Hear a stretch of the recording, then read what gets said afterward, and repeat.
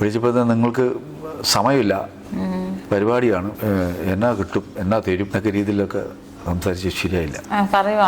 ഞാൻ അയ്യടെ അന്ന് ഞാൻ തിരുവനന്തപുരത്ത് മരിച്ചു സാജൻ സാഗരൻ, അദ്ദേഹത്തിൻ്റെ ട്രൂപ്പിലാണ്. അപ്പം ഞാൻ സാഗരൻ എന്നൊക്കെ മാറി അവിടെ തിരുവനന്തപുരത്ത് നിൽക്കുന്ന സമയത്ത് എൻ്റെ ഈ അഭിഷൺമുഖിനകത്ത് ഈ ഡയറക്ടറെ വേഷം ചെയ്യാൻ ഞാൻ അതുപോലെ ടൈമിങ്ങിൽ കളിച്ച് റൂട്ടാക്കി ഇട്ടിരിക്കുക, അങ്ങനെ എടുത്തിട്ടിരിക്കുക. വേറെ ആൾ വന്ന് പുതിയതായിട്ട് പഠിച്ച് ചെയ്യാന്ന് പറയുമ്പോൾ ടൈമിങ് പോകും. ചില ടൈമിങ്ങുകളുണ്ട്, അത് കൃത്യമായിരിക്കണം. അത് ഞാൻ കൃത്യമായിട്ടിട്ട് ഉറക്കത്തിനെന്നിട്ട് നമ്മൾ ആ സമയത്ത് ഇടും. അങ്ങനെ ഇപ്പൊ പുതിയൊരാളെ ഒന്നിട്ട് അർഷുള്ള പേര് പറയുന്നില്ല, ഒന്നിരണ്ട് പേര് വിളിച്ചു, അവരെ കൊണ്ട് റിഹേഴ്സൽ ചെയ്യിച്ചു. ഗൾഫ് ഷോയ്ക്ക് പോകാൻ വേണ്ടി ഒന്നും അങ്ങോട്ട് കേൾക്കുന്നില്ല. അങ്ങനെ പിന്നെ അബീക എന്നെ വിളിച്ചിട്ട് പറഞ്ഞു, എടാ ഇതുപോലെ ഗൾഫ് ഷോ ഒന്നുണ്ട് അഭിഷൺമുഖൻ, അപ്പം ഒരു 10 ദിവസം ഉണ്ടാവും, 3-4 രാജ്യം പോകുന്നുണ്ട്, നിനക്ക് ഗൾഫിലാണ് പോകുന്നുണ്ട്, അപ്പം നിനക്ക് വരാൻ പറ്റുമെന്ന് ചോദിച്ചു. ഞാൻ നിൽക്കാൻ ഇതുപോലെ ഇവിടെ ട്രൂപ്പിലാണ്, പരിപാടിയും കാര്യമൊക്കെ ഉണ്ട്, അപ്പോൾ വരാൻ ബുദ്ധിമുട്ടായിരിക്കും, ഇവിടെ ഷോ ഉണ്ടെന്നുണ്ടെങ്കിൽ ഇതാന്ന് പറഞ്ഞു. അപ്പോൾ നീ എവിടെ ആരെങ്കിലും പറഞ്ഞ് അറേഞ്ച് ചെയ്യുകയാണെങ്കിൽ നമ്പർ വന്നാൽ വിളിച്ച് പറയാം, അല്ലെങ്കിൽ ഇത് നോക്കാം എന്ന് പറഞ്ഞാൽ. അപ്പം ഞാൻ അവിടെ സംസാരിച്ച് പറഞ്ഞു, ഗൾഫ് ഷോ ഇല്ല, ബുക്ക് നമുക്ക് കടന് വരെ ഒരു ആർട്ടിസ്റ്റ് നമുക്ക് നോക്കാം, നല്ല ആർട്ടിസ്റ്റ് നമുക്ക് ഇടാം, കളയുണ്ടാന്നൊക്കെ പറഞ്ഞു. അങ്ങനെ ഞാൻ വന്നു ഈ ബീക്കയുടെ കൂടെ ഗൾഫിൽ പോവാം. അപ്പം എന്നോട് സാമ്പത്തിക കാര്യങ്ങളൊക്കെ ചോദിച്ചു. ഭയങ്കര സാമ്പത്തികമൊന്നും ഇല്ലെങ്കിൽ അഡ്ജസ്റ്റ്മെൻറ്റ്, 4-5 പരിപാടിയേ ഉള്ളൂ എന്ന് പറഞ്ഞു. അങ്ങനെ അവിടെ ഷോയ്ക്ക് വന്നു. ഷോ ഭയങ്കര ഗംഭീരം, 12-13 പരിപാടി കളിച്ചു. പരിപാടിയെല്ലാം കഴിഞ്ഞ് ഒരു ദിവസം ഞാനും സംക്രാന്തി ഒരു റൂമിലാണ്, അവിടെ അജ്മാലില് ഒരു റൂമിലാണ്. അപ്പം ഞങ്ങൾ ഒരു ദിവസം പരിപാടി കഴിഞ്ഞിട്ട് റൂമിൽ വന്നിട്ട് പിറ്റേ ദിവസം രാവിലെ ഒരു 9:30 ആയപ്പോഴത്തേനും നമ്മുടെ റൂമിലോട്ട് ഒരു ഫോൺ വന്നു, നസീറെ അടുത്ത്. അതിന് നോക്കട്ടെ, അയ്യോ വിടാ പറയാം. ഞാൻ ചോദിച്ചു എന്താ നസീറെ? എടാ നിന്നെ ഒരാൾ തിരക്കുന്നുണ്ട്, പുള്ളിക്ക് നിന്നെ ഒന്ന് കാണണം, ഒരു ഫിലിം ഡയറക്ടറാണ് പുള്ളി. ഹോട്ടലിൽ തന്നെ റൂമിലുണ്ട്, അതിൻ്റെ സ്ക്രിപ്റ്റ് റൈറ്ററും ഉണ്ട്. ഞാൻ പോയി നിന്റെ കാര്യം ചോദിച്ചു, ആ വേഷം ചെയ്ത് ആരാന്ന് ചോദിച്ചപ്പോൾ ഞാൻ കണ്ടാന്ന് പറഞ്ഞു. ആ പുള്ളി ഇവിടെ ഉണ്ടെന്ന് പരിചയപ്പെടാമെന്ന് പറയാൻ പറഞ്ഞു. പറഞ്ഞാൽ എന്നാ പോകാമെന്ന് പറഞ്ഞു. പിന്നെ പറഞ്ഞു ഇന്ന റൂമാണ്, നീ അങ്ങോട്ട് ചെല്ലാൻ പറഞ്ഞു. നീയും കൂടെ വാ. ഇല്ല നീ പോവും, നീ പോയി പുള്ളിയൊക്കെ പരിചയപ്പെട്ട് സംസാരിച്ചിട്ട് വാ, പിന്നെ ഞാൻ കണ്ടോളാം, എന്നെ അറിയാമെന്ന് പറഞ്ഞു പുള്ളി. അങ്ങനെ ഞാൻ ആ റൂമിൽ ചെന്നപ്പോൾ സന്ധ്യാമോഹൻ സാറാ ഡയറക്ടർ, പുള്ളിയും അതിൻ്റെ സ്ക്രിപ്റ്റ് റൈറ്ററും ഉണ്ട്. എന്നെ കണ്ണു പറഞ്ഞു. ഞാൻ തൊഴുതു, സാറേ നമസ്കാരം. കാണാതിരിക്കും, ഇന്നലെ കണ്ടു, ഷോ ഉണ്ട്, നന്നായിരുന്നു കേട്ടോ, നല്ല പെർഫോമൻസ് ആയിരുന്നു, ഭയങ്കര റിസോർട്ട് ചെയ്തിട്ടുണ്ട്, നല്ല ടൈമിങ്ങുമാണ്, കാരണം നല്ല പെർഫോമൻസ് ഒക്കെ പുള്ളി കുറേയൊക്കെ പറഞ്ഞു. എന്നിട്ട് ഞാനൊരു പടം ചെയ്യുന്നുണ്ട്, അതിനകത്തൊരു വേഷം നോക്കട്ടെ നമുക്ക് ചെയ്യാം.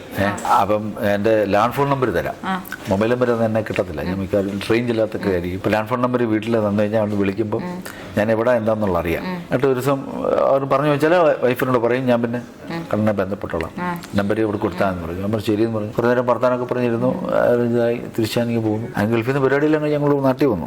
നാട്ടിൽ വന്ന് ഞാൻ ഇടയ്ക്ക് വന്നതിൻ്റെ 2 ദിവസം കഴിഞ്ഞ് വിളിച്ചപ്പോൾ വൈഫ് എടുത്തു, അദ്ദേഹം ഇല്ല. അവരും ഞാൻ പറഞ്ഞു ഇന്നുപോലെ കണ്ണെന്ന് പറഞ്ഞാൽ വരുമ്പം പറയാം, അങ്ങനെ വെച്ചു. അതെല്ലാം കഴിഞ്ഞ് 2 ആഴ്ച കഴിഞ്ഞ് വിളിച്ചു, അപ്പോഴും ആളില്ല എന്ന് പറഞ്ഞു. 1-2 മാസം അങ്ങ് പോയി. മാസമെല്ലാം പോയി. ഞാൻ പിന്നെ വിളിച്ചിട്ട് അദ്ദേഹം ഷൂട്ടിംഗ് ലൊക്കേഷനാണ്, കാരണം കറക്റ്റ് പുള്ളിക്കാർ പറയുന്നില്ല. ഞാൻ ഇല്ല എന്നാണ് പറയുന്നത്. അപ്പം തിരക്കുണ്ടാവണം, ഞാനും തിരക്കുണ്ടാകട്ടെ, അല്ലെങ്കിൽ പിന്നെ പുള്ളിക്കാർ ഒഴിവാക്കത്തില്ല എന്ന് എനിക്ക് മനസ്സിലായി. അങ്ങനെ ഞാൻ ഒരു 3-4 മാസം കഴിഞ്ഞ് കോട്ടയം റെയിൽവേ സ്റ്റേഷനിലെ ഒരു പരിപാടിയായിട്ട് ബന്ധപ്പെട്ട് വേറെ ആൾ വരും, അതെല്ലാം കൂട്ടി എറണാകുളം പോകാൻ വേണ്ടിക്ക് നിൽക്കുമ്പം സാറ് ഒരു പെട്ടിയൊക്കെ വലിച്ചുകൊണ്ടെങ്കിൽ നടന്നു വരും. ഞാൻ ഓടിച്ചു വന്നു. സാറേ നമസ്കാരം. സാറേ ഞാൻ കണ്ണൻ. നിങ്ങളൊക്കെ വലിയ ആൾക്കാരാണല്ലോ. ഞാൻ ഇടുങ്ങി പോയി. ഞാൻ പറഞ്ഞു എന്താ സാറേ ചോദിച്ചു. അല്ല സ്റ്റേജ് പരിപാടിയൊക്കെ ഉണ്ടോ? നമ്മൾ സാറേ ഇന്ന് സ്റ്റേജ് പരിപാടി പോകാൻ വേണ്ടി പോവുക. കിലുക്കം എന്ന് പറഞ്ഞ സിനിമ ചെയ്തു. അപ്പോൾ റിലീസായി പടം. ഞാൻ പടം ചെയ്തായിരുന്നു. അതിനകത്തൊരു ചെറിയ വേഷത്തിന് വേണ്ടിയിട്ട് നിങ്ങളെ ബന്ധപ്പെടാൻ വിളിച്ചിട്ട് കിട്ടിയില്ല എന്ന് പറഞ്ഞു. നിങ്ങളെ വിളിച്ചപ്പം അതിൻ്റെ കൺട്രോളർ ആരാണോ സിനിമയായിട്ട് ബന്ധപ്പെട്ട ആരാണ് വിളിച്ചപ്പോൾ നിങ്ങൾക്ക് സമയമില്ല, പരിപാടിയാണ്, എന്നാ കിട്ടും, എന്നാ തരും എന്നൊക്കെ രീതിയിലൊക്കെ സംസാരിച്ച് ശരിയായില്ല.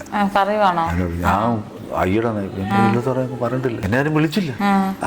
ഞാൻ പറഞ്ഞിട്ട് വിളിച്ചിങ്ങനെ പറഞ്ഞു. അത് പോട്ടെ, സാരമില്ല, ചെറിയ വേഷമാണെങ്കിലും നമ്മൾ സൗഹൃദം അല്ലെങ്കിൽ നിങ്ങളോട് ഒരു വാക്ക് പറയുമ്പോൾ ചെയ്യാന്ന് വെച്ചിട്ടാണ് ചെയ്തത്. ഞാൻ സാറേ എന്നെ വിളിച്ചില്ല എന്ന് പറഞ്ഞു. അല്ല വിളിച്ചായിരുന്നു, എന്നോടൊന്ന് പറഞ്ഞു നിങ്ങളെ വിളിച്ചു, നിങ്ങളെ കിട്ടിയില്ല, ഇങ്ങനെയൊക്കെ പറഞ്ഞു. നമുക്ക് വേറെ ആളെ നോക്കാൻ പറഞ്ഞു. ഞാൻ പറഞ്ഞാൽ വേറെ ആളെ നോക്കാൻ പറഞ്ഞു. അങ്ങനെ വേറെ ആളെ വെച്ചു. കുഞ്ഞു സാധനം, അത് കടയിൽ അങ്ങോട്ട് വന്ന് പോകുന്ന ഒരു ക്യാരക്ടർ. 2 ഡയലോഗ് ഉണ്ടായിരുന്നു. എനിക്കങ്ങ് സങ്കടമായി.